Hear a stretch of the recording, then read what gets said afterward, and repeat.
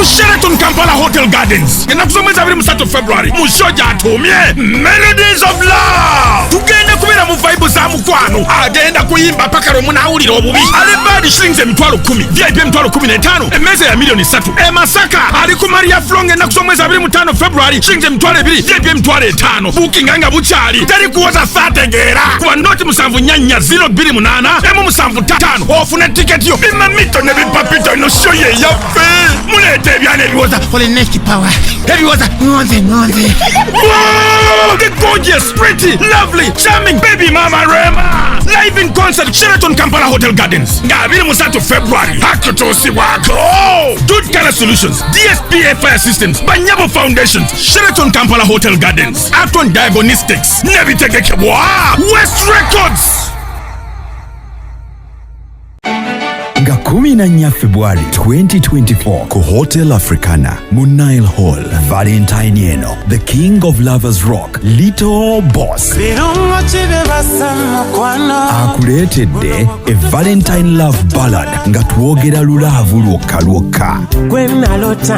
jawona omwagalwa wo tunyumire olunaku lwa Valentine ffenna okuyingira emitwalo 10 ordinary couple emitwalo 15 ate nga table ya miliyoni 2 tosubwa the King of Lovers Rock Little Boss mu Valentine Love Ballad Experience ku Hotel Africana mu Nile Hall, brought to you by Flory Flower World, Ecop, Sula Motors, Malachi Eco Lodge, JB Suits and Lodge, Radio Force and Q Vibes. Omusingi kikulu nnyo eri omwana wo katuwanjulira Disney Junior Daycare Center essomero ligenda okubangulira omwana wo nawe okkirize. Essomero lirina abasomesa abatendeke ate nga n'abaana balabirirwa bulungi nnyo. Disney Junior Daycare Center Natete balina ebyokuzanyisa by'abaana ebirungi okuzaama ate n'okuwummulirako nga bakooye wayooyoote ate we batuuka ku byokulya Disney Junior weesinga obukugu ebyentambula baabigonjoola anti balina vaani ne badriver abatendeke obulungi. Kaakati nno maama taata kujja ne mulirwana we ayina omwana mugamba amulete ku Disney Junior Daycare Center Natete emabega w'ekizimbe kya Samona oba akwe ku nnamba z'essimu zino wammanga 0758 0795 Disney Junior Daycare Center for a Farm Foundation.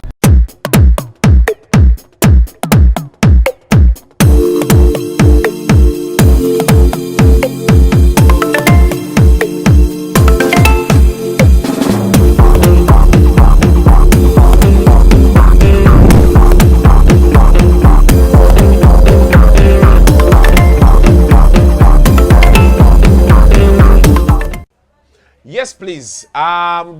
Welcome to yet another edition of Kasuku Live. As usual, eno kati nagitumye Kasuku Corner. Kuyaya wano. Eno nagitumye Kasuku Corner.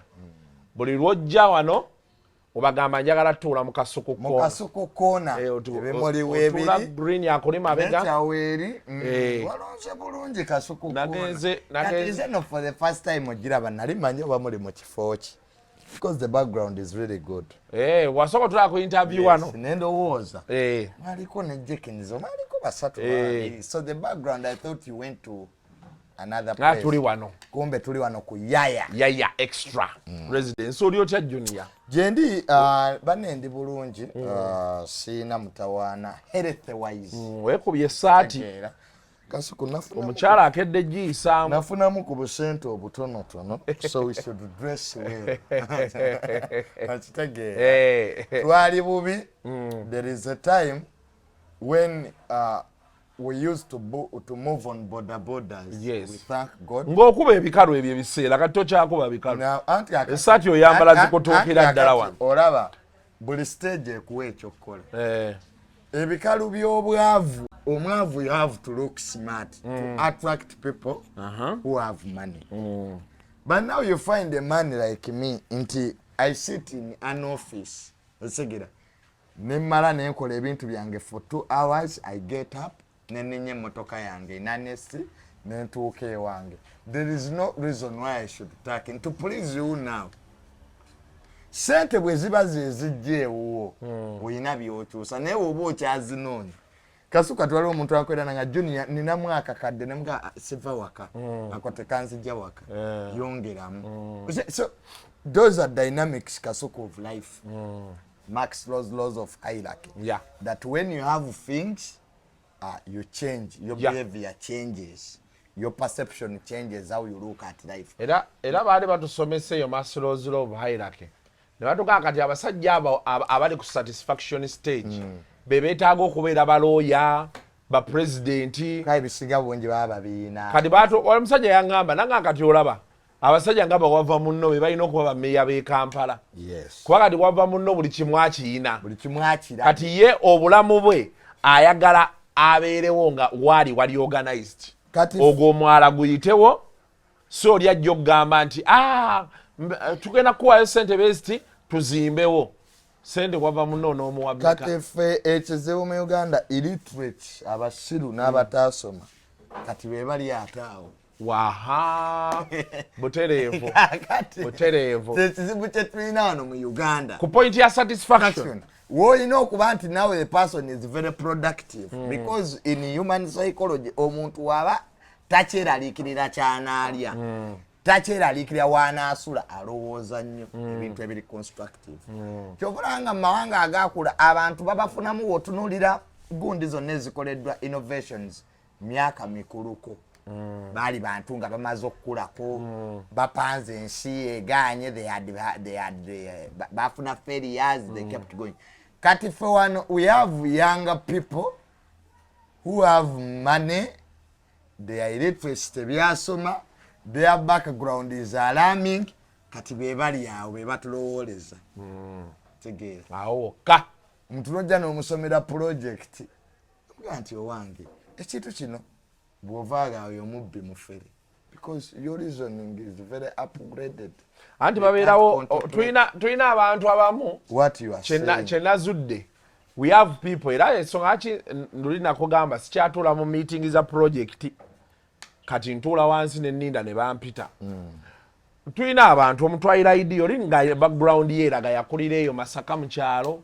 talina ngatto n'omugamba omanyi gwoyiseewo njaga tukole project tuddeyo mu byalo eyo tukole enguudo tukole emyala tukole amasomero twempoweringa abantu okitegera tuleme kubeera nenva mu kyalo nenzija e Kampala nembonaabona ne bagamba Kasuku ayagala yiiya Kasuku atuyiyiza nnyo abagamba ebiri mu Uganda yakakati olina kyobala kati abantu abava mu byalo ate tebaagala balala kuva mu byalo kujja kubeera happy na successful mu Uganda wano wokka wenkiraba nti omuntu ava e Masaka n'omubuuza kati ennyumba eno ogirina ogizimbye Kampala sente ozina ziri Kampala e Masaka okozeeyo ki nti e Masaka siddayo batwala mulambo n'omuganda y'omulambo bunaabeera wa abamu amabaati agali ku nnyumba zaabwe ge galiko nga babazaala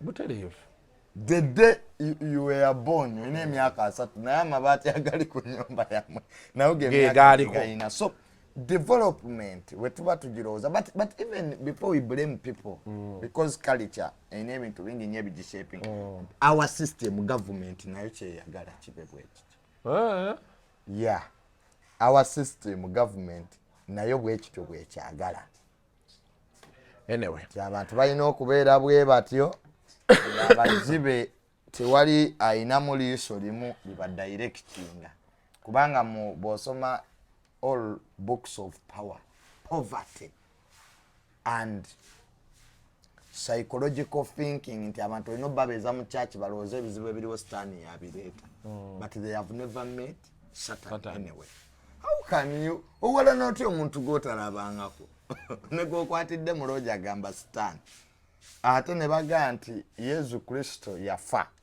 ate nga yeye ate n'akema Judas Iscariot amutte ate nga ali amanyi byonna ebigenda okubeerawo so the one who knew what will happen made somebody to betray him and is God himself who killed himself because Jesus was God and should really look at things the way they are. Nenga, your society yaffe Kasuku, we have done some people to upgrade the thinking of this society. Abamu balemeddeyo intention. That's why Kasuku, I don't shout to the idiots these days. Nze munenga nakagula emmotoka navumanga aba boda. I even sometimes came out in my car to tell these drivers, why are you driving like that? Idiots have become many. And it's a system, that's how they want it to be. Tiriro sango muntu taina idea kuchayogera nenga ali ku national TV. Kakati who allowed this one? Okubeerako, but it's deliberate. And until you understand that's deliberate. Okutulewo nono amaze swinze uraba Kasuku ngeze. I sit at my home. No laba TV. TV nzabaze bweru. Julia. Weba siri kwa Jazera mbaku BBC. I close. Nenda nacho walu deze so. I totally wanonavao. Kasuku sono kuba mu Uganda nengo bwongo bote buli mu Uganda. Ngabantu bakulaba naye gwe ngabantu bakulaba ninge gwe wavaawo. Olaba bintu byebweru. Because I think those societies now still have sanity. Nti baleeta omuntu okudiscussing ekintu ku BBC laga this is a professor of law no university ne bajogera. Kati idiots here kyava mu kyalo kyali kirima bikajjo kubanga station mukama wacho kimuvumira abantu. That's why they are there. Jobs are served on relationships, not on melt. Ninago dawe bajjogo yabadde atwala. Senga kulana. Senga kulana waliwo omukazi omulala. Oba yabadde abooza b'ekibajjo. Yadde agamba Bobi Wine Musima yawaddeyo amabogo matini wa Baby Deo. Bajjo kye yamukoze ate ku TV. Neneebo why? Oba kabadde kabadde. Dakiika 7 ono bw'avuba pulezidenti bwe mutajjaayo. Kuba nina ebintu byendaba ne ŋŋamba. Anyway. Be bamanye ekintu kyabwe baadde bakitambuza. Now, ku Monday twalina omupiira eyo Kasanje ku ssomero lya Waikibenda bayita Golden High School. It's a very nice school ku ssomero lya Waikibenda. Yansaba ennamba yo nengimuwa. Nali wakujja naye nina ekizibu ennaku zino kye nninamu. Sikyagala nnyo kubeera nnyo wali bantu ba sereebu abo. Waikibenda saayagala mugamba naye ate era eventually nenkiraba nga kizze. Anti omanyi abo abantu b'obasanga bakolima.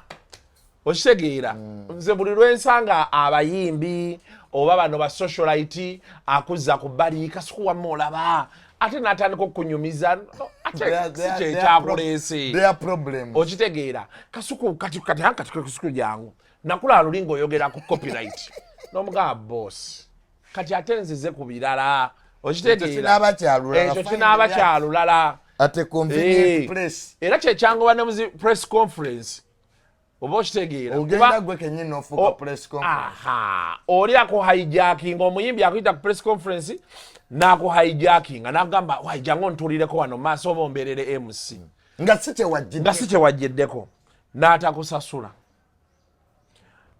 Abantu abakulaba eri ne balowooza ate show giri wakati ne batandika okusaba tiketi show beegaana ne bagamba gwe Kasuku ye yabyonoona naye nga musajja wattu bakwayija kuba somehow bembeera awantu eba vibe ebeera waggulu oba stand out bulemu yonna ne bagizza kwani. You are a very powerful man. I understand but you have been here with experience. That is why sikyayagala kgenda mu bintu by'abantu. So you deliberately because of your value n'abantu okukimposingako ebizibu byabwe ne their ideology nga tolina solutions there and then you have deliberately kama nakugamba Kasuku nga tugenda kubeera. So on Monday Waikibenda bambi yankubira nze it was my very first time to see Waikibenda nze ebintu by'abayimbi sibibeeramu because I don't think tulina nyembo zetugatta. Me I like giving people their space and their freedom to do what they do. Because me I'm an analyst. So when fuka mukwano go kijja kunzibuwalira tell you what is right and what is wrong. That's why saagala kujoininga camp z'abayimbi because gwenga omuyimbi oja kundekawo because nze analysis zange tezigenda kukoma ate era teziri mu bayimbi bokka n'ebyobufuzi tubyogerako economy tubyogerako fe tukolera abantu.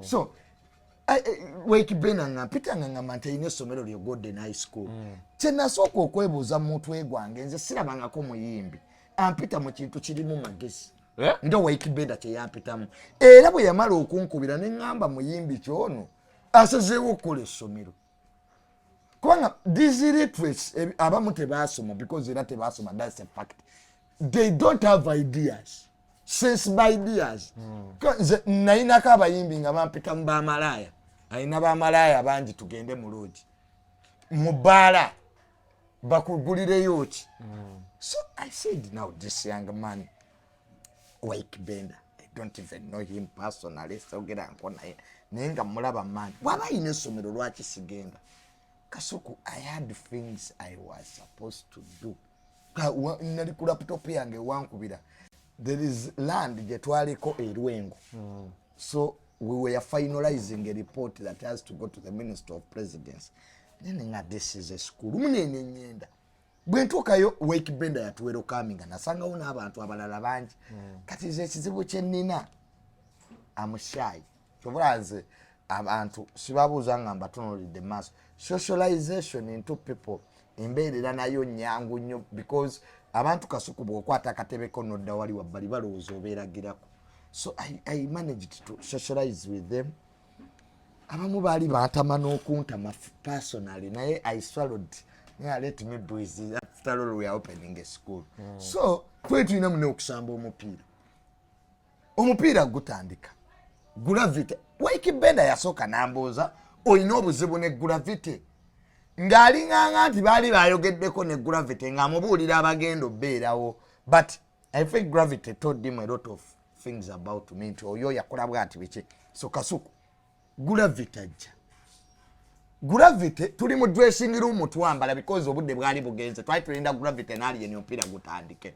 ne tugamba ye tubalindira kitutandike kasita tuweze tuba tuli mu kwambala Gravity ajja kati bwe yajja of course buli omwe yali yajja nga tumubongako biki Gravity yajja n'abaana uba security babiri nfulume bweru wa dressing room Waikibenda bali wano bambala Gravity ampita nzija mugamba nti that was my first time to see Wabuyu nze nali simulabangako kusinenga mulaba mu video interviews ngaina wayogera ebyamagezi waliwo byayogera ebiri nonsense because that's all humans kati nzija mubuuzeeko I humbled myself nemga je baleko ekibuzo kye yasooka okungamba onvumira ki because mukama wange ate nakuvumira onvuma gwe maani gonzala the man started pushing me like a young kid. Of course, ninga nti wanga bayimbi balika yembuza yabwe nenkota bwati ku mukono. Nengamba lwaki onzalawo. Lwaki onvuma. Ate gwe tugenda nakukuba gwe. Kati ono bamusa wajja kukola ki? Ndoza ajja okunkuba. Namga linda ndoza waliwo abantu. Namgamba kola ki? Linda namugamba nti abanga nina kyenayogera ekikyamu kuggwe ndoza kati tuteekewo communication because nze ndowooza nti mbadde sikumanyi nga naawe tomanyi okunzalawaako kulabika kubadde iza side nange muneeto nkubirangako kundaga nti am important ate era tuweetaagangako buyambi bwange so nange nga bwotabwetaaga nange era sibwetaaga osege ate nze nkola analysis ku bantu bangi ekyokubiri osobola okukozesa enkola ey'amateeka defamation bagenda ndope mukoota kati mba sinabimalayo nga nzirayo mu dressing room Waikibenda ng'angamba omusajja oyo mumanyi era kyova olabanga Joniya nakubuuzizza nti olina obuzibu ne Gravity naye tugenda tusamba omupiira kati Waikibenda nangamba gwe toyambala era nze saasamba ate nali njagala osamba nangamba tukola ki kumbe angambye esambala ekisaya kiyinza okugenda mu kisaawe nekinkolerako ki amawulire osegera nenzira ku touchline kati mba nyimiridde ku touchline ngenda okulaba obunkeeke omanyi Kasuku you can feel you are very insecure ngenda okulaba obulama butandise okuyetingana jjukira abantu baali bangi omu ku baali bakuuma Gravity yajja nankuba akamba nangamba omanyi Joniya ekisajja kyewadde order bakukyekingemu kati ndowooza bankyekingemu kati nga batandika okumbaza ndowooza bino byogenda mu toyinti oba ogenze kufuka oba ovudde mu bantu we baali balina okuncekingira kati gayi bwajja okuŋŋamba oyo omu kuba yali atambudde nabo nangamba nti ekisajja kiwadde oda junior bakuceekingemu Kasuku nekukubira amasimu neŋŋamba kati nkole ki kwe kukubira amasimu ag'okumunkumunkugee Kasuku bw'osanga amannyo temuli gravity because you can die before writing yoki nkubulire ne gundi ki era kati now I'm going to give you one of my last wills kandi nakuba amasimu nga teri akwata banene bange bonanga we are still in a meeting we are still in kati omunene ye Kasuku nawe nga tokwata nengamba abasajja bagenda kuncekinga teri alaba so when I saw that this man had told me that they wanted to attack me nayita bulungi nnyo manju kitegera sayita mu gate nga abalina mu skills nempita manya ekikomera kya Waikibenda ne baby ya Kibuuka kyesomero kikyali kito tannakisitula I jumped over the fence I reached my car I left naye wali Gravity yaŋŋamba nti agenda kunsindikira abalenzi be banzite bakutte yes he said that he's going to send me his boys to work on me ali ayogera nange we yali ayogera nange namulaba he was by the way yali serious nange kyenakoze nga mala okubira ku banene bange bennene abatono kaira si banene nnyo nga nyenda enaggulu I met senior police officers ne bansindika ku CPS ewa Bob Mr. Bob doza yatwala intelligence yali mu side we made up a file nagisainingako file nebeerayo nga nkubira omulanga eri ebitongole by'okwerinda nti ekintu kyonna bwe kintuukako mwami Gravity wa Buyu yasookerwako but what I saw police is fed up n'abayimbi bano because bampadde examples nyingi omusango gwa my good friend mukwano gwange ne mukyala watera okunjo kyayo Zex birangirangi Zex yakuba omuntu naye abapolisi bangente ekyasinga beewuunyisa bamala okukola fayiro ye bulungi they kept quiet amasimu mbugavu geruyi neruyi bakano ne bakuba bameja ne bakuba nti abayimbi ennaku zino balina ku ssente so abali mu security abamusi bonna they are feeding on this money. That's why kintu kizibu nnyo these days okulopa omuyimbi fayiro netambula without them informing him or her. Bo benyini bano be bamukubira oba wakavaawo. Kati police is fed up because we know we nebigenda maaso babiraba. Kwegamba abayimbi balina abanene baabwe kati nabo. Balina abanene. Ate nga kati abayimbi edda be banoonya abanene. Kati abanene be banoonya abayimbi. Because you must understand we are approaching campaigning time. This is 2024. Era byonna ebiriwo abayimbi abo okubalaba. Kwanga okuva 2021 mpaka 2023 enembeera tebaddeewo.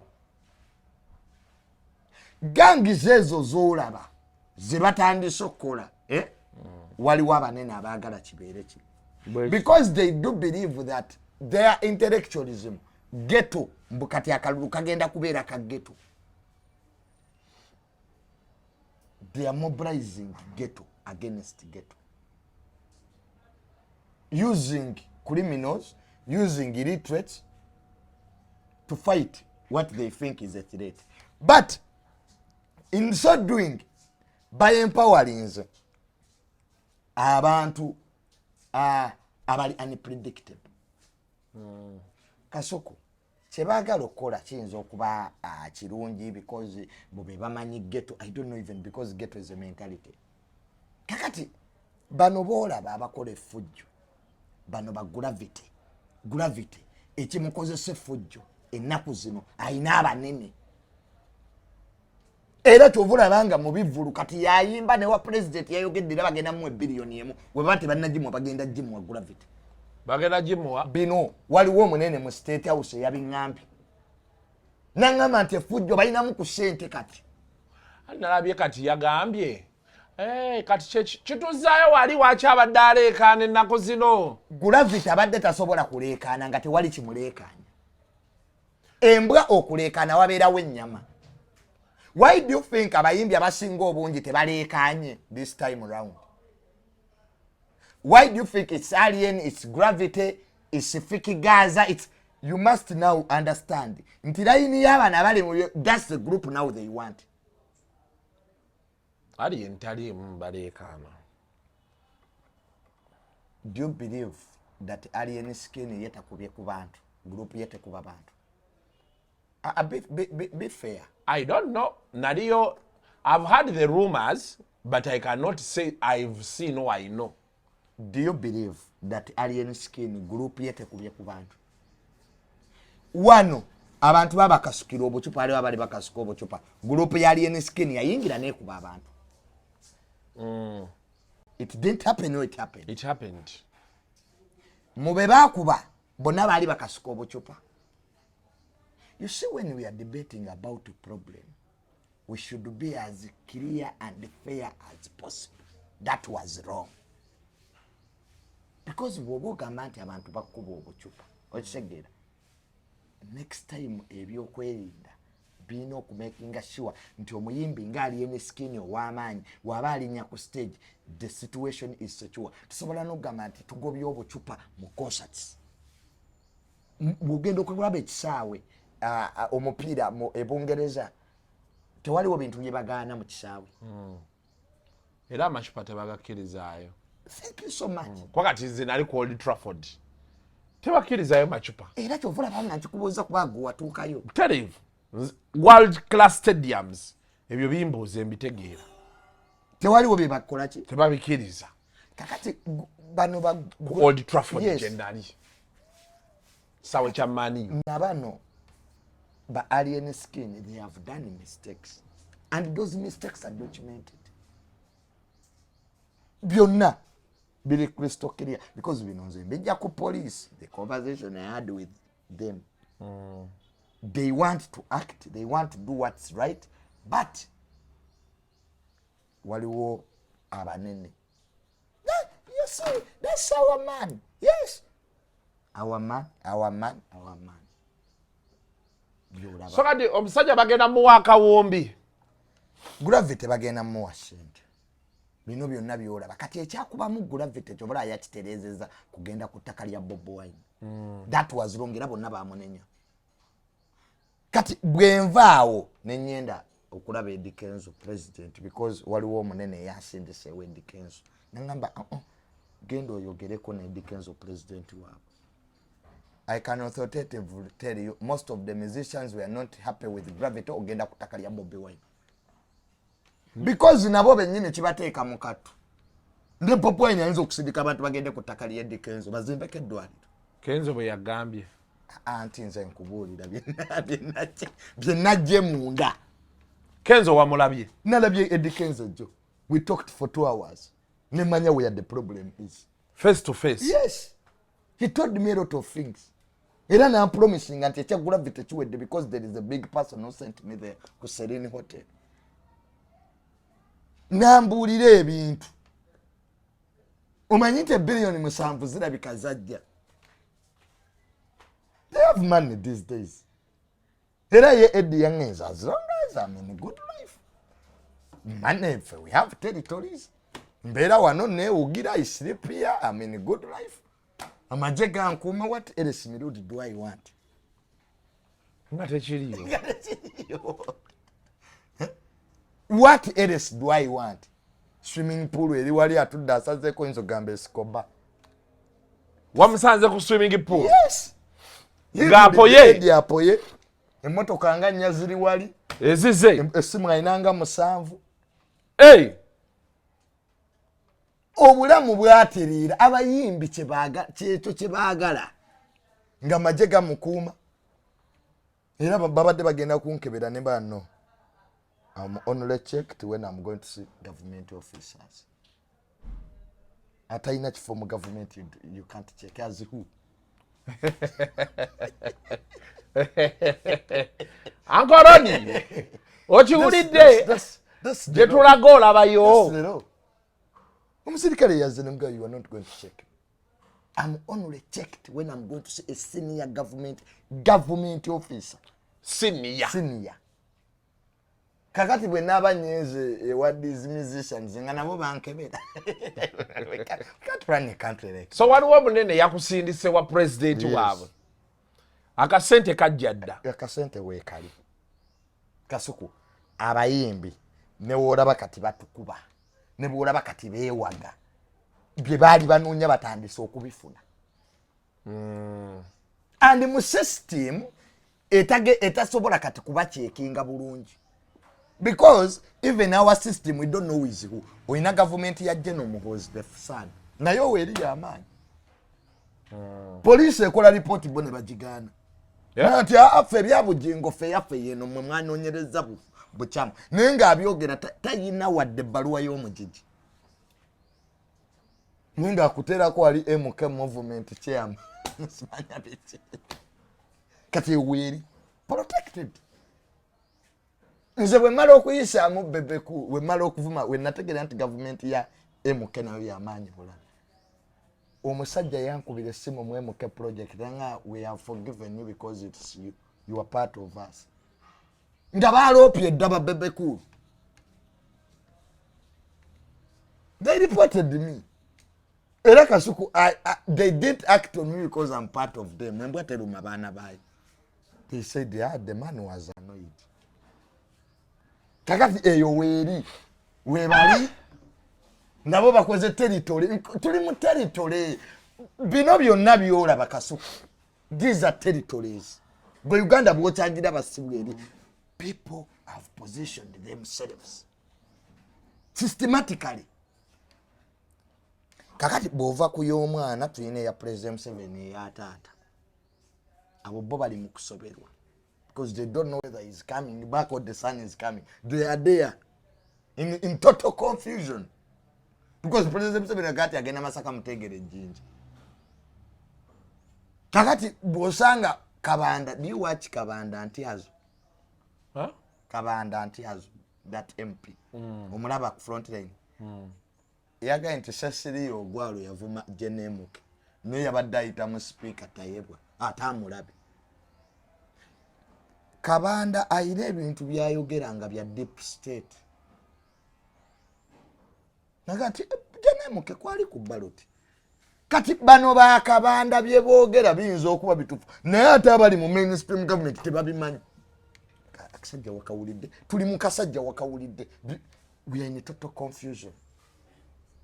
Omukulu wa data doma. Kati tuyina ne government y'abayimbi. Because they are now the mobilizers. Naye weeri full established ne sete baba wadde ne wokusula webali. Era nga president wabe for the first time nze siraba nko president w'abayimbi ayina maanyi ng'Eddie Kenzo. Ayina masimu nga musanvu bwati. I was even surprised that big person to tell me to go to him. You get here, that's a small case, Johnny. Go to Eddie Kenzo, you sit, he will call Gravity and the ends there. Era navudde we Eddie Kenzo nga nti ekyo kiwedde. Nze nyenda gamba Gravity. Kwegamba naawe olina abanene bo bewayogedde nabo. What I want to thank that young man Gravity. Mistake gye yadde agenda okukola ey'obulamu is to beat him. That's when you would have seen, you would have acted as an example. Kasuku, we went to school. This is our country. We are not going to allow idiocy. Tetugenda kukkiriza bumenyi bw'amateeka mu ggwanga lino whether you are who. We are not going to be treated as second-class citizens. And this is what I told the police officers. Every Ugandan matter. Because if we don't stand by it, tugenda kuggwawo. Leero Kasuku we bakuba junior.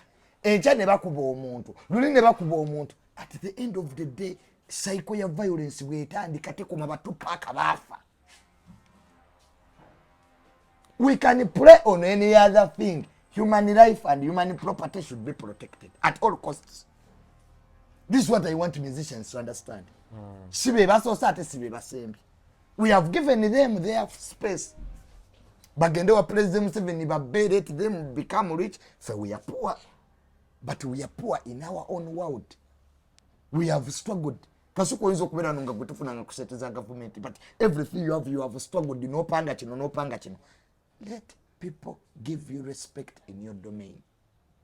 We only want respect. For bannamawulire tetuli bakozi b'abayimbi, tetuli bakazi baabo. We are not. Bo bafuna sente zaabwe tebatuwa. Is a deep inside nga Gravity ngamba ebigambo ebyo. Nabadde njagala mubuuza, nfula PRO. Pay me. Nti buli ekibaawo, you come to me, I will defend you. You cannot hold me at ransom. I went to school, my brother. Ine system ina kye mwagiwa. Aba banene be muyina. Basi papa babayina. Nze Kasuku nakweka ko sipapa ekyanja nga sente azinawo ninga tusobola muyamba. Because this file was sanctioned by court. Nzijukira. Yes, papa bannange. Sipapa yatuuka okaaba amaziga nga sente tezimuyamba. Zext yagenda mu court. His file was sanctioned by court. The file yange yabadde bulamu kintu kimu evidence. Because the witnesses could not come to witness on their own friend. That he publicly threatened me. Who are you to threaten me? That you are going to kill us who? Abayimbi mutujjeko olugezigezi. Abayimbi mutujjeko olugezigezi. We are 50 million Ugandans. Nze sagalira ddala bumenyi bw'amateeka. Nze Kasuku sikolagana na violence. Era buli muntu alowooza nti agenda funa erinnya mu kukuba abantu. I will criticize you. Because I told that young man Gravity, I work in the Ministry of Lands. You are not allowed to step on somebody's premise. It's against the law. Kasuku ngazija kutakali on tizimba kedwa. Bob Wine ayino kuzimba amalwaliro. It's the state. Government ye ino kuzimba amalwaliro. Tuli mukunwezo bwa nanyine kutaka. Abebi banje tubawe ebyapa. Tukwate bat Gravity was a trespasser. And the fact that will stop there, I will be at my home and lumpen come to my home. Ene nkola y'okugenda mu maka g'abantu n'okulinnya ku maka g'abantu ebadde teriiwo. We are going to see series of attacks. Abaana ba Nuupu we twali mu kalulu ne bwe twali tulina effujjo teri nyumba ya minisita yalumbibwa. You think all ministers, all MPs are protected?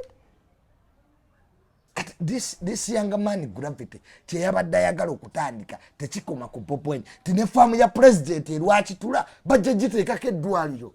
If Bob Wine waba yalina okuwayo ettaka President 7 ye yakawaayo liriwa bazimbeko eddwaliro.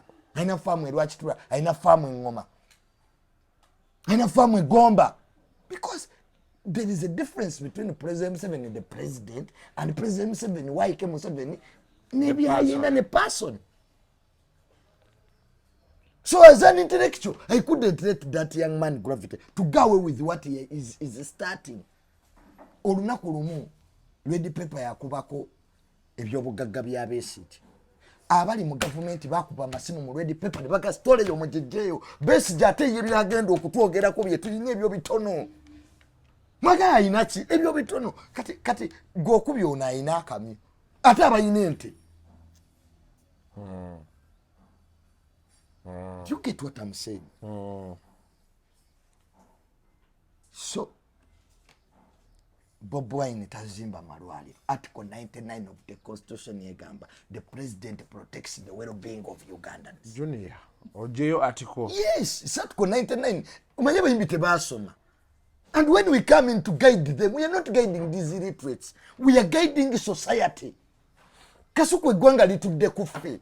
Zesanga abantu ne bangamba Junior tuwe selfie. Ne bagamba you didn't come to get a selfie. You have come to get knowledge. Because if I was talking nonsense the one in selfie. It means it's something I'm doing that's right. Yeah. And that idiot doesn't know even who told me to go and clarify about that. That people should not step on people's land. Gravity doesn't know. I was an Inabakuru because Batulewa Prime Minister Mukopa, he fixed that the whole world is. Before the Prime Minister became a Prime Minister, when they are lawyer, tunabera kwecho chimo. These big people, beba wabizaba na.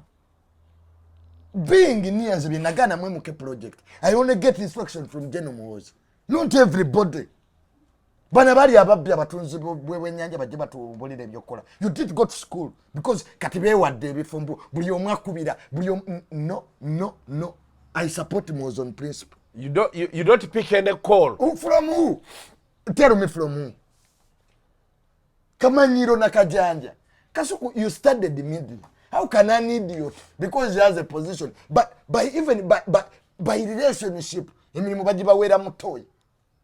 hijack big people. They are living their homes.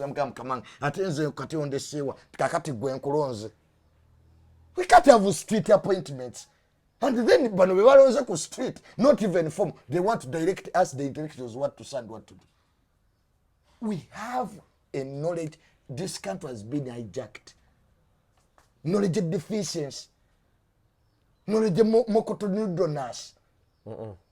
This is absolutely unacceptable. Knowledge monokotonudoness chichi. Anti amagazing again okumera. Tosoma mokotonudoness into cities zimera. What is a knowledge mokotonudoness? It means your brain has come as refused to compliment what we contemplate what we are up to. Hey, I wake up one day, I close this channel, I go home. Article 99 states that the well-being of Ugandans is protected by the president. That's why in Uganda we are fulfilling Article 99 of the Constitution. Family government as a senior. Kati president seven nga yise senior government officials dwaiste. Nzira soke kololo. Kasuku omugenzi isima yagamba bwobanga oyogera tewejja mkwateri yajja kuteeka weteeke you involve yourself. Yes, defy abali mu government. Abali mu government. Obaje tonde kameme. Put yourself there. Oh, at least you know what today. Twatanga abavuma government atekaka kakofira kenale. It's a strategy. Abavuma mwali. Ado yali abuuza nti ngata vaawo nagati taata wo bakunyiiza tomuddukako omugambira munda awo. Yes, toddukanga gwe obeera munda kati bwe oboona yogera tuwejjamu. Don't show yourself out, because by doing that you become an enemy of the state without you knowing. Bw'oba ovuma abantu obanga oyagala bakutisizing weeteekemu bagende wadde kaffe nekatuga wadde kaffe kyeki kye bagambye nti kaali kanyiiga naye kaffe nebale nnyo kati you escape from there. Ne kati wano baga wani amusasudde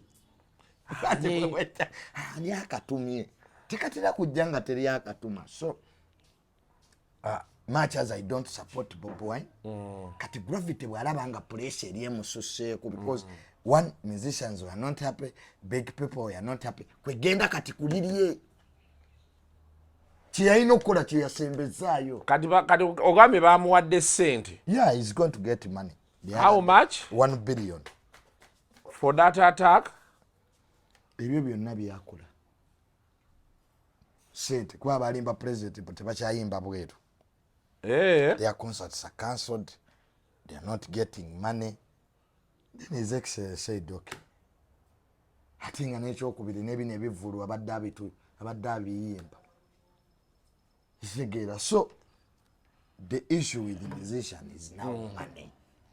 They have got money at their disposal. Now they have started creating gangs.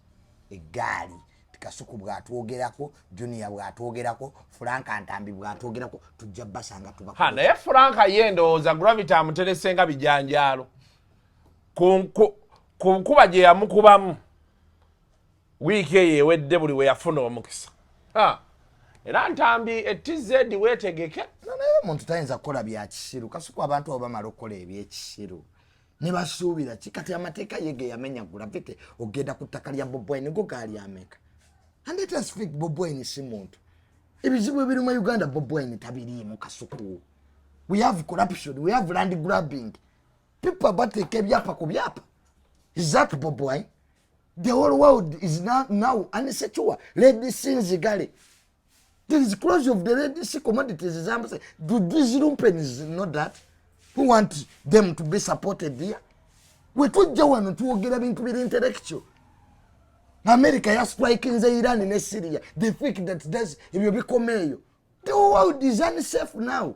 The whole world is steadily moving into a third world war. Bungereza yagambye ba citizens it's mandatory to go to the army. You think these moves just happen one day? Bungereza yabagambye. Yes, it's mandatory now. Because they can't win a war with Russia right now without American help. Baina majama tuno so Bungereza nalabye prime minister is now mandatory bagende bagige mundu. The world is steadily moving to a third world war. Because the last time the Red Sea was closed, that was 1956 when Abdul Nasser of Egypt crossed the Suez Canal. For over 5 decades. Abawusa bali Yemen bajigadde because they want to pressurize Israel. Kati amato geto mpaka South Africa.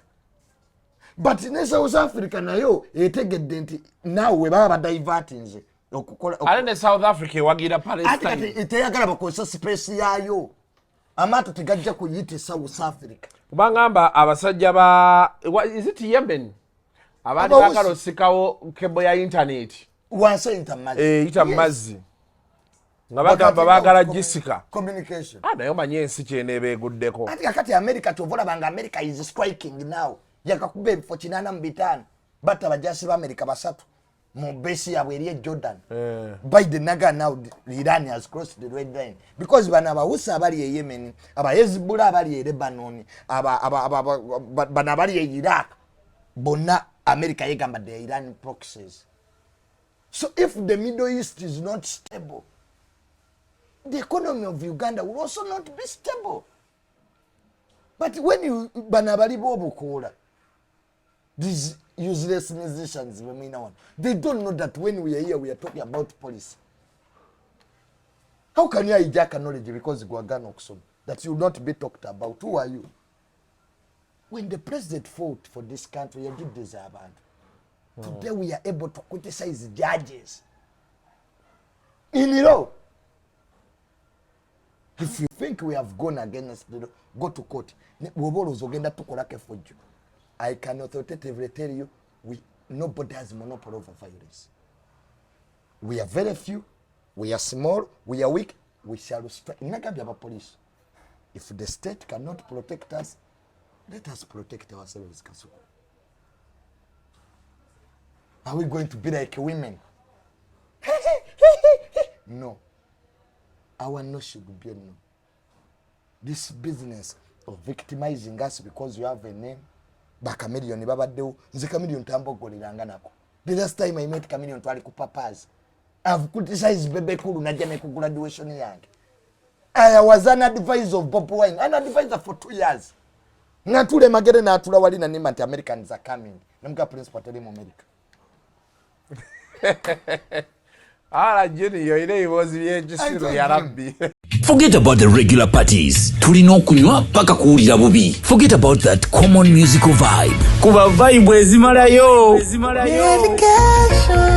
Humble Management and Nile Special presents Ginjera because we are bringing Jamaica and Amsterdam in Uganda. Okategede? Don't miss a party full of vibes. Ginjera is happening on Saturday, the 9th of March at the Nile Nest in Ginger. Tickets online go for 70k and 100k at the gate. To book your tickets on FlexiPay, dial *291#.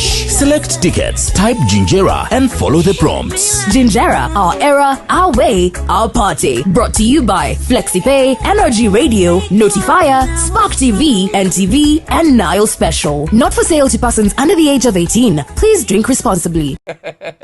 Ne wano ebakuba yakuyitira wagende uwe. Who? Bobi Wine. Principal nampa na America nenjogera na ambassador wa America. Bobi Wine we wakane, didn't you give me a phone to talk to the American ambassador? Bobi Wine is my good friend. We disagree on politics, but as rich people, as people who are knowledgeable, families abagaga tetwawukana. Abavu bebeera ogalwa najjolo nkumbi.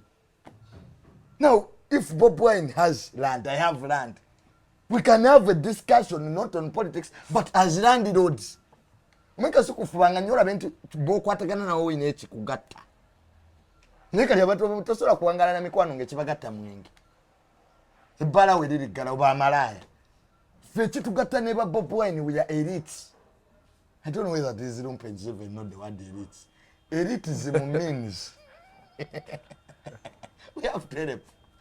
Going to close anti bachimanyi na yatuvumye. Obana Juni. So kakati Kasuku. But anyway, I think nze ekisooka nkyogedde so many times. Sirina buzibu n'abayimbi kulya ku ssente ge mazima, especially the current crop eri mu kulya okitegeera, and that good life they are having. Kuba waliwo abaagendanga ewa president ne bamumiitinga nga tebasobola kwogerera bayimbi bonna okitegeera, abalala ne babeerayo emyaka n'emyaka naye nga tasobola nakusika ku muyimbi munne nga beekozeemu kakuni beekati balinga abantu 6-7. Waliwo abaasooka mu bululu obwa 2016 ne tufuna gurupu y'abaserebu bayimbi endala ebaddewo mu buno obwakagwa eyatubonga naawe yali anti yeyo gurupu esooka. Tubonga naawe waliwo abayimba obuyimbi ne basasulwa, ne wabaawo abaakiremeramu nga tebava mu State House. Ne bafuna emu amu ne tubagamba nti naye waki temukola ekintu nga Kenzo kyakoze nina gwe nakigamba bakole federation. Ne mugamba nti kola ekibiina ekigatta abayimbi okitegeera, obeere ng'olina abayimbi emabegawo. Kati kuba time egenda tutuuka bino ebyobululu byonna nga biwedde, ng'omusajja akubuuza kiki kyoleeta ku mmeeza ng'emabegawo tolinaayo bantu, era ne kibaawo ekyo. Kati awo ne tuvaawo ne tuyingira gurupu ya last election yalimu babbuloga n'abayimbi abamu, era kyekimujjukira ikyuli ne tumugamba kola ekibiina ky'ababbuloga obeere nga bwe baba bakwanjula bagamba president oyina ekibinja, oyina abantu abakulya boolese ku mmeeza, ne bw'oba otudde ku mmeeza you can negotiate nti oli mu MK movement ne babuuza haggwaha naga nti anze bannaye ngenda bawa babbuloga, nina babbuloga bange 2 ne bamanya nti awo oyo kati alina otutuulawo wano. Kati of course nebyo byabeerawo wabimanya abantu, buli omu n'atandika kusaba kike n'atandika kusaba kike, era n'abayimbi abaalimu tebaasobola kuyita bayimbi balala. Kati akola nasanyukira kino kuba tenera okudawuni bwe yajja Sindi n'ekibiina kye kyawuma ali nabo baasalawo kwekkusa. Bwe mbaddi gye baakola baanoonya ba upcoming ne bawandiisa ba upcoming nga 100 ne balaga nti be balina emabega waabwe, naye bwe babuuzaawo impact yammwe yali ki?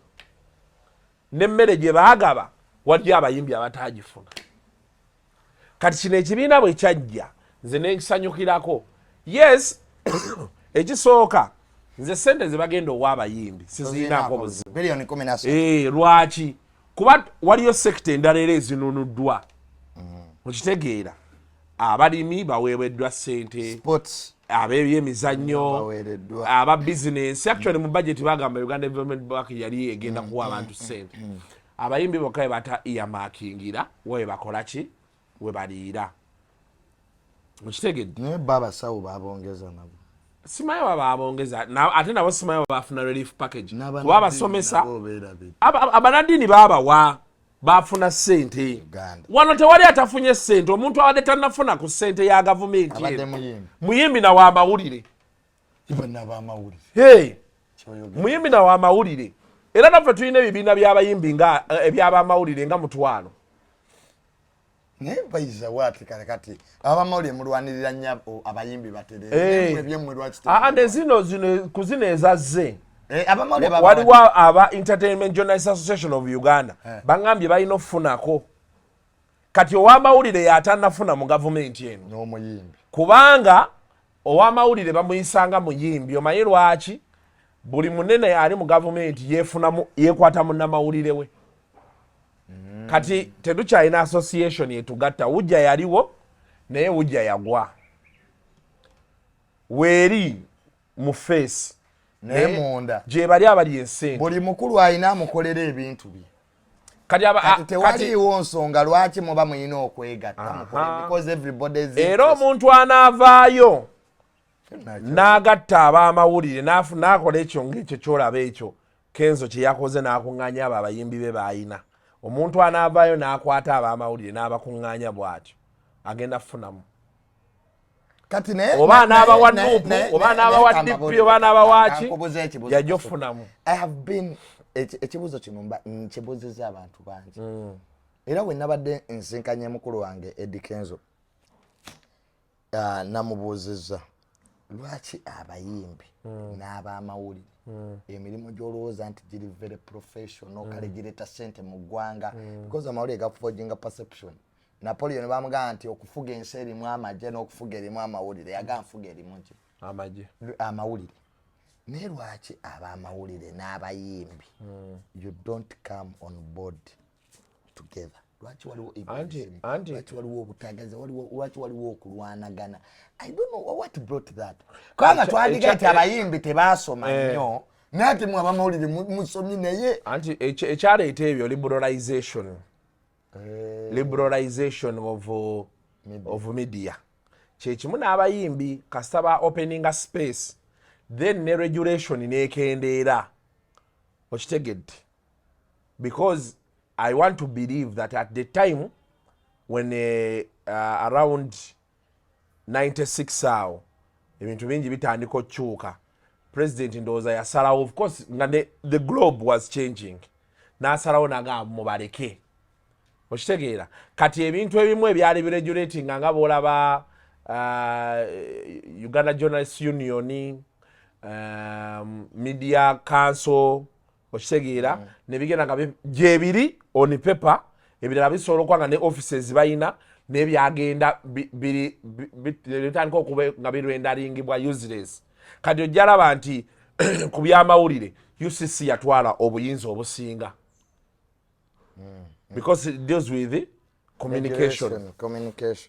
So kati ojja nolaba nti olina UCC olina Media Council olina Uganda Journalists Union kati olaba abalooya kati nabo ate yaba owners kati netufuna obuzibu.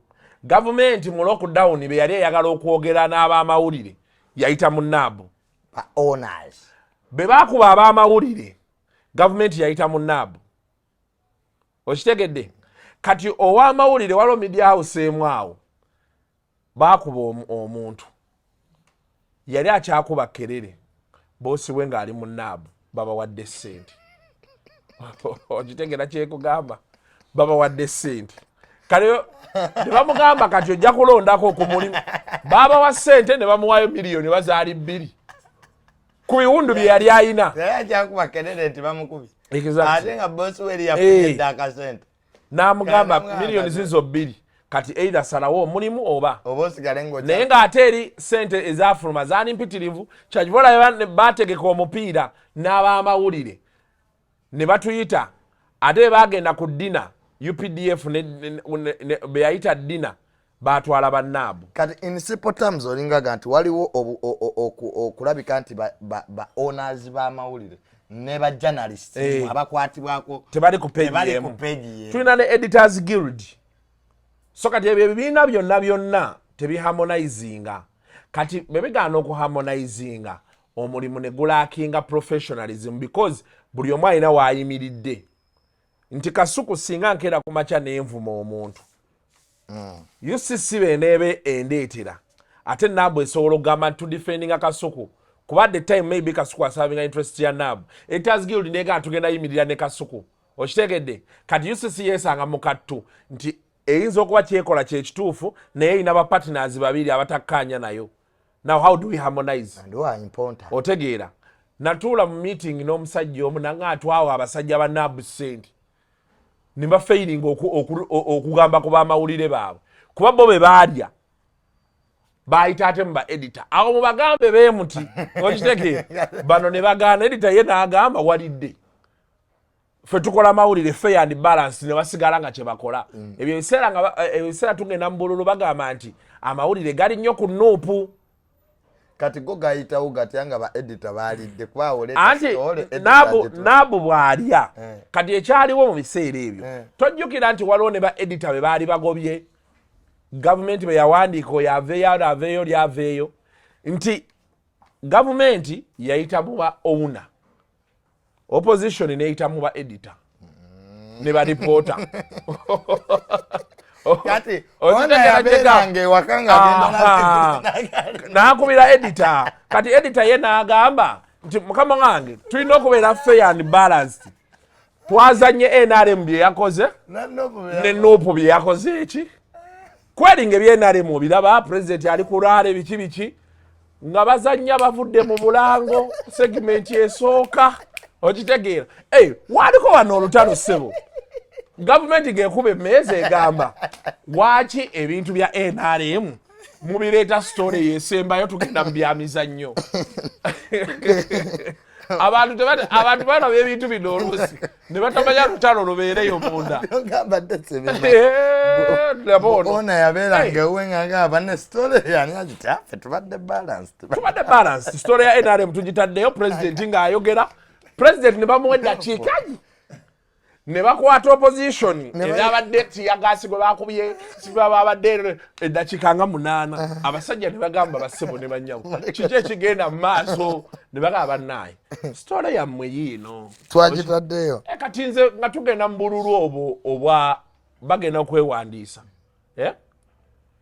president Museveni bamuwandiisa leero enkeera Bobi Wine nenzija nga nyambadde enkofiira kino ng'ekya Abitex ekya black nali ku TV tukubye tubonga naawe bitegeera ebyo byonna enkeera awo tebaakuba simu yonna nti Kasuku banaye weebale nnyo tebaakuba enkeera najjira mu redi tukubye tuliyambala engolo etukoze eki wallahi amasimu gaavuga awo waliwo agajja direct ewange waliwo agajja mu bakama bange okitegeera ne ngamba producer gendo giyo video y'eggulo kuba twagiwa like 30 minutes ne bano 30 minutes ne gajjayo video y'eggulo ne yaleero bikwata obibawe balabe kati eno ku mulimu bano ne baweweera ne baga mwakubye ne bali eggulo mwababaddeko nti ne bano no problem kati babiweereza bali nti nenga yabadde akiwadde nnyo omuliro wano ne mbagamba bannange kiki kye mutegeeza otegeera kyenyubalaba oluusi nzija nedaba abaana nga baleekanira okwo ku social media era n'omugambo ono tamanyi bintu bantu byebayitamu obululu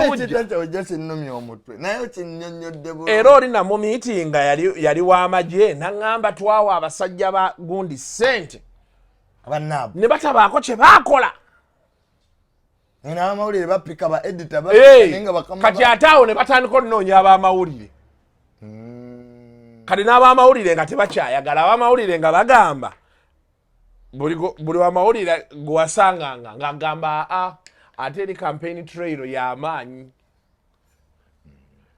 kuba kati jjukira baakwatanga wano footage waabwe ne bamala nabo ne bateekako channel zaabwe kati tuli ku social media kati social media zetufuga kati bananonya kuno bagenda nonya ba social media bajja nonya ba social media era ebibiina byatandise ofomingibwa ndaba ba TikTok betereza ba TikTok balaba betereza ba YouTube kuba oli ojja n'omubuuza amaanyi ne sente z'oyiye mu kwagalwa president wa TikTok ogenda kufunira wa mukama wange bogenda okuyamba kuba bonna abeesimbyeko at least half of them bagagga balina ddala ssente okitegeera neweebuuza kuba kati order yayita people need to organize era naffe newaffe ne batugamba bw'otasasula kitukoze ekibiina ekipya twayogedde ne UCC tugenda tandika beetuti ebintu bitambula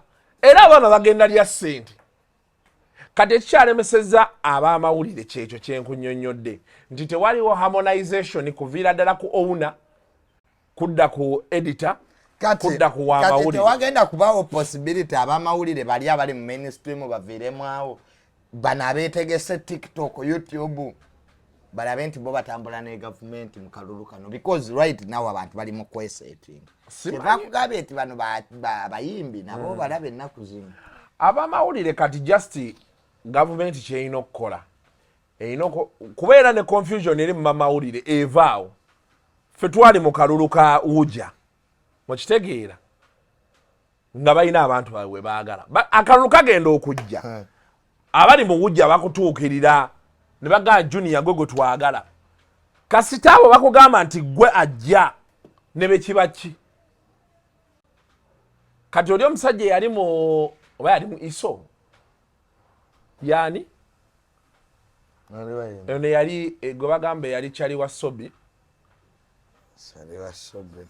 wala ogayi akakalulu ye yakateekamu twagenda olonda awo ku muzikiti nga tulina n'abetumanyi nti abo b'amagye okitegedde omusajja ne bamuyiira obululu okitegera kyekugamba kuba mu kusooka nze nali nzija ku kya Vice nze nali nzija ku kya Vice era omusajja yasooka ne yeekwata ku nze nangamba Kasuku njagala tubeere nga campaign gwe Vice wange biki okitegedde kati nze ne mugamba nti engeri gye tulina lubowa owa monitor kigenda labika obi nga nkolera monitor ate nga ndi naawe nina kuwagira lubowa nga already lubowa nali mugambye ngenda kuwagira gwe kati ne bamugamba waliyo omukazi funa omukazi ku UBC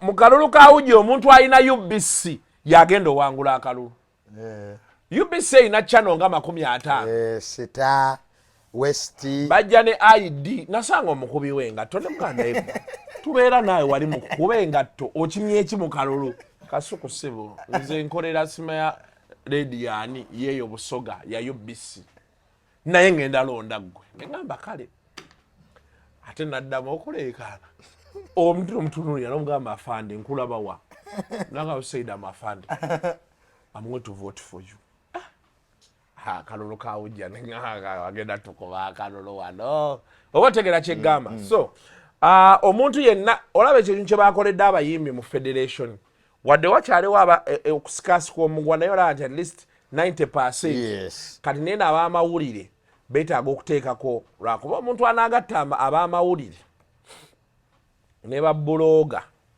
alina okujja nga alina ekibuli talina kujja nga azze ku negotiatinga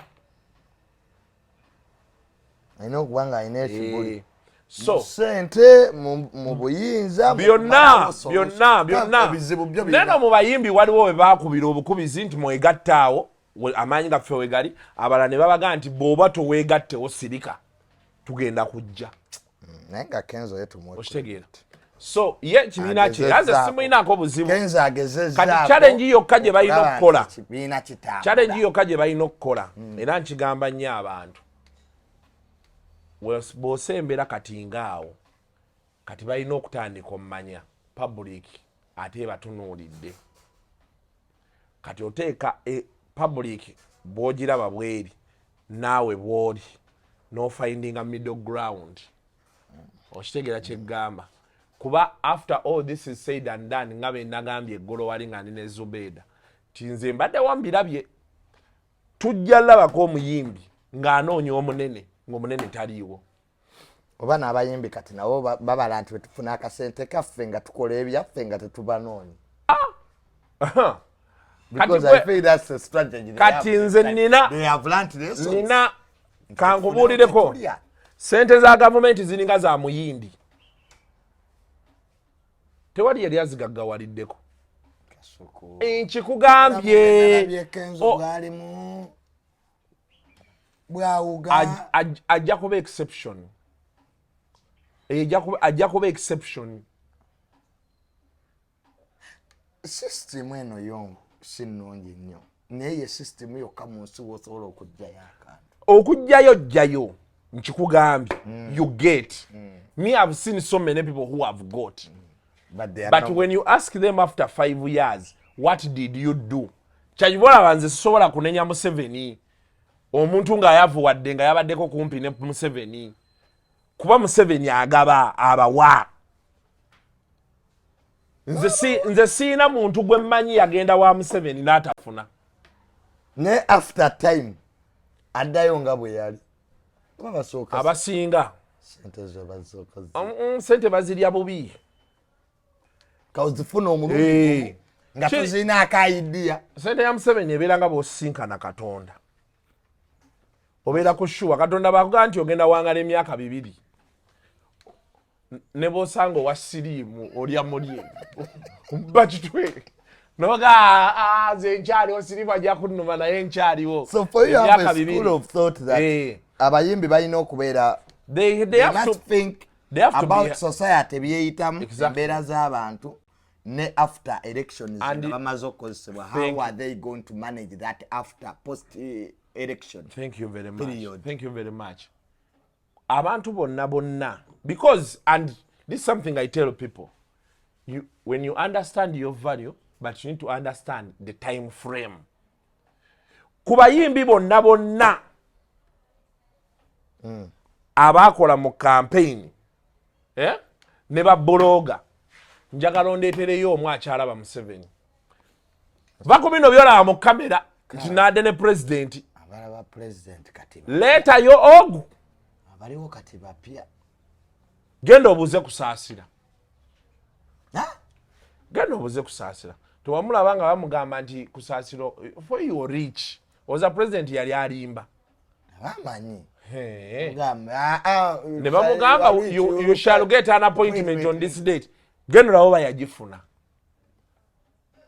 because there is what they call expiration wagwako kati abayimbi baffe ekizibu kye bayina nti mu kwagala osanyusa baali kati obuzibu Gravity bwayina era Gravity baafuna sente that is balawa nazifuna akole mangu amalirize byayina omumaliriza atekewo embeera nti at least omwezi nsobola okufunawo wenfuna miliyoni zange 5 nembeera comfortable omwana n'asoma n'alya n'anywa lwaki nti abayimbi baffe bo beerabira nti omuntu ate abayimbi singa bamanyi be basinga okuba bayuuza omuyimbi ng'akwagala ng'onoopushinga show ye ne ku munaana ogw'ekira kkubira najja ne waali ffe twakolanga talk and talk show outdoor abayimbi nga bakolaga nti omukubira ku makya oyagala interview tasobola naye outdoor yali y'amaanyi nga tukuŋŋaanya abantu ne tubagoba n'obagoba mu theatre Bat Valley ne mu kasaawe ne tuteekayo ebizindaalo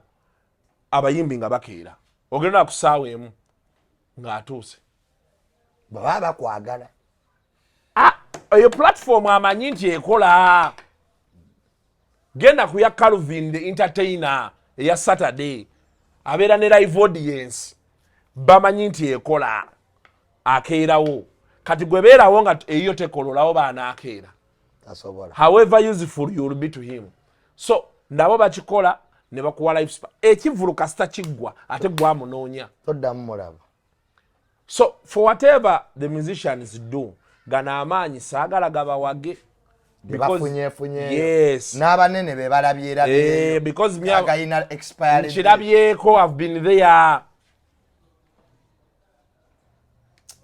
okitegera kyegamba quiz experience bino byonna tubirabye Gravity byakola tebyakapeninga n'abalala babikola so kati olina omumanya nti the moment you cease being useful and it is everywhere in any structure ne bw'onoogenda e Kenya people form alliances with the people balowooza nti balina kye babagattako the moment you cease being useful nga bakuvaako era omuntu atera okujjukira wano abantu ye Museveni era nti yo jja mulaba ogenda owulira ayina gwakanyuze mu Human Rights Commission ayina gwakanyuze Simam Authority kibwatyo afuneyo kaalya mugendayo n'ogenda n'obeera nebakuwa emmotoka empya n'obeera ku musaala gwa miliyoni nga 8 olamu bwabwe n'okaddiirawo nofunako salalero n'okola ebirala kati bino ebisigadde abayimbi they just have to move slow ebintu by'eggaali ebyo Kasuku gaali ze bakoze zo sinnungi eggaali zo sinnungi naye nze nga bwe nayogedde wa Shamimu wano I'll tell you authoritatively after around 2027 ojja balaba ebyo bye batandise okukuba they should enjoy it as it lasts. Bakuba abantu balina n'ababawagira ku ma TV. How can you support violence? Ate bangamba omuntu asinga obukambwe ennaku zino ye MK tayagalira ddala bintu ebyo Ebyefujjo. Era abantu bangi obalaba bagenze nga yabataddeko amaanyi bagamba ne musajja we yamuteekako amaanyi. Si papa nawulira yamuteekako amaanyi. Kuba baali bawoza sima tumanyi ono tumanyi oli. N'ekibuga nakyo agenda kyeddiza. Alina minisita gw'aleeta. Ani? Waliwo gwe bagenda okuwa minisita. Balamu. Bamuwe banaaba n'akolera abantu olowooza twagala kyennyo. Nze kati olowooza nze nina kyenjagala ennyo. Nze kasita oluguudo luwanga lukule security y'ogiina ng'osobola ebintu teggwanga liri secuwa era abantu abasinga kye baagala. Bino byonna bye tuleekaana ani addako ani agenda byonna myaka 37 tebirina bye tukoze ki. So byonna bifo abayimbi eggaali abayimbi balina kumanya nti si be basoose mu kintu kino era nabo bwe waliwo abalikiddamu. Abasajja ab'amaanyi babaddewo wano. Olaba nze oluusi nninyamu oli naaga akasuku watya nnyo mbeera saatya mbeera mmanyi nti system eno bweti bwekole ekuwaga n'okola kino naye bagenda naye baba bazingako omusajja wange sipapa nagendako eruzira nina gwe nali ngenza olaba ne mulaba sipapa ng'ayitawo musajja naŋŋamba sipapa nezimugulire akamere k'eruzira kuba bangamba osobola okufumba n'olya kitegeera nako takayina asobola sajja bamuteekako ekifuba nze walojja n'omuyampita nange ava mu bintu ebyo ate yali mutuufu naye weesonyiwe sipapa namuganze sipapa mune mmanyi ng'omugagga naayagaggawala so sebuufu naye baamusiba myaka kumpi 4 lwa mukyala so Gravity si byangu n'abalala ffe tetubalinaako buzibu. We should really continue to work together. Naye ate ne Gravity kyenjagala okugamba akkirizibwa onnyiiga bw'oba wamwogerako ebintu by'atayagala anti oba ebitali bituufu obunyiivu bwe bubeera mu kkooti. Omuntu buli muntu akkirizibwa onnyiiga akkirizibwa okunyiiga kubanga the proportion the anger obusungu bw'olina ne proportion action and reaction ya equal but opposite. Bw'oleeta obusungu bwo ku muntu ate oyinza okusanga nga n'eno sayidi yanyiigadde. Nabo abayimbi nebyo ebintu bye beekola binyiiza abantu. Egolo nagambye Zubeera ne mukanti so kunyiiga kubeereza omuyimbi ejjaleeta amaanyi ng'ate gwagaleetako naye webale nnyo kati naawe zitokezidde okunywa and reaction ya equal. Kyova nga w'otegeera ati kubanga ne gw'oteekako amaanyi naye oyinza omusanga alina amaanyi kati okwewala embeera ffe tugenda mu ttaka Kasuku n'osanga badeployinze amagye nammwe muzze n'agammwe kati okwewala embeera eyo eyaki tuwithdrawing agaffe ne tusooka tukubira eyataddewo ki kwati tumanyi order ki wajje yavudde gojja kujja n'agago nga oli ku lowalanka ng'eyawadde order wa waggulu kubanga lowalanka tesazaamu order eya waggulu yesazaamu eyaki eya wansi komandi tezitambula nga zidda eri zitambula zidda wansi kale osegera kakati abayimbi amawulire naffe batukolako amawulire nze Kasuku bantu bangi nnyo banyiiza era abantu bangi nnyo benyiiziza ne pulezidenti yafuga eggwanga linaatunyiiza waliwo pulezidenti Museveni ebintu byayogera n'onyiiga osegera naye obunyiivu bwaffe butandikirawa bukomawa. Let us behave professionally. Tusobola kusanga abantu n'obakuba kuba bakwogerako kakati bano bookubye okay nabo we banaakukuba ka okuba kuliyinza n'omusajja yajja okuba omuntu ate oli n'amukuba n'addayo ng'awoloma negayirira ono bwe yazza okuba so wakati okuba kuli ki kuli two-sided. Kasuku oyinza okuba oli muntu wa mirembe naye embeera yekufuula ensolo ozegera kati ze Kasuku singa teyabadde Waikibenda some of those boys would be dead. yoni aderekerawo tiisa mubeere bulungi mweraba.